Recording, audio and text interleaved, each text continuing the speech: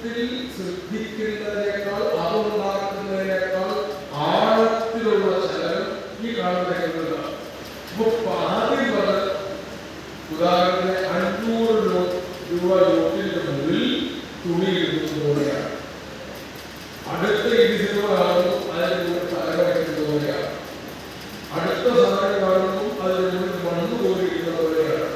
പഠിച്ചത് മുകളിൽ തുണിയിലോ ഒരു വലിയ. അതുകൊണ്ട് പഠിത്തത്തിന് വിരോധമായിരിക്കുന്ന ഒരു കാര്യങ്ങളിലും പരീക്ഷക്കാർക്ക് മാത്രമല്ല ഒരു കാലത്തും ശുദ്ധ ചെയ്യരുത്. ഇത് നിങ്ങൾക്ക് മാത്രമല്ല കുറെ അഹ്വാനത്തിന് ബാധകമാണ്.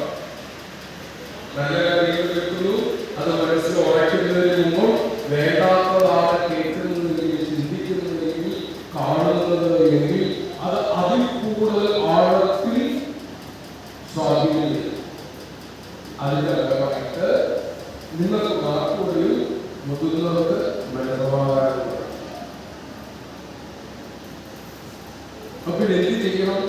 അതിനാണ് ഇന്നലെ വായിച്ചിരുന്ന ഭാഗം ഞാൻ പ്രവേശിച്ചില്ല. അന്നത്തെ 6 വയസ്സ് 7 വയസ്സുള്ള പ്രഭാതം കൂടുതൽ ചോദിച്ചു, ഇപ്രകാരം പഠിച്ച് പ്രഭാതത്തോടെ മാറ്റിക്കണം എപ്പോഴും സന്തോഷമായിരിക്കുന്നതാണ്. പ്രദർശന പാദം ഉണ്ടായവൻ എന്നത് ഒരിക്കലും നാശമില്ലാത്ത സന്തോഷം ഉണ്ടായവൻ. ഐസ്ക്രീം കഴിക്കുന്ന സന്തോഷമുണ്ടല്ലേ?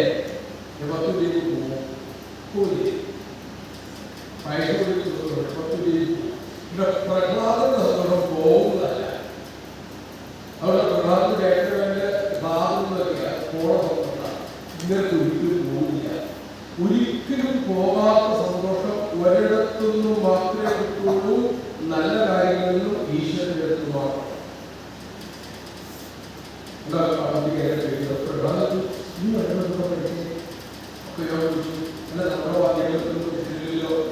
നമ്മളാണെങ്കിൽ അസുരന്മാരില്ലേ മുന്നിലുള്ള കാര്യങ്ങൾ കേട്ടതൊക്കെ നന്നായി ചെയ്യും.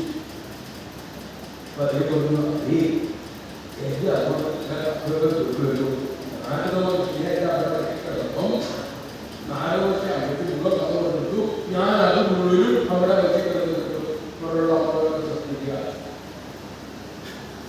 ഇനിയിപ്പോ സമയമുണ്ട്.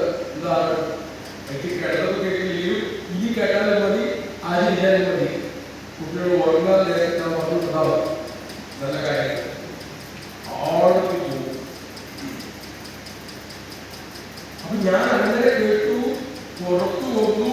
എനിക്ക് എപ്പോഴും ഭഗവാനെ കുറിച്ചുള്ള ഓർമ്മയാണ്. എനിക്കത് എളുപ്പമായി പറയാം. കൗമാരേ ആചാര്യ പ്രാജ്ഞ, ചെറുപ്പം മുതലേ നാം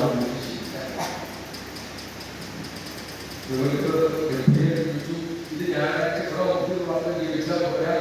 എല്ലാ ദിവസങ്ങളിലും 15 മിനിറ്റെങ്കിലും നിങ്ങൾ ചെയ്തു നോക്കിയിട്ട് ഫലമില്ലെന്ന് പറഞ്ഞോളൂ.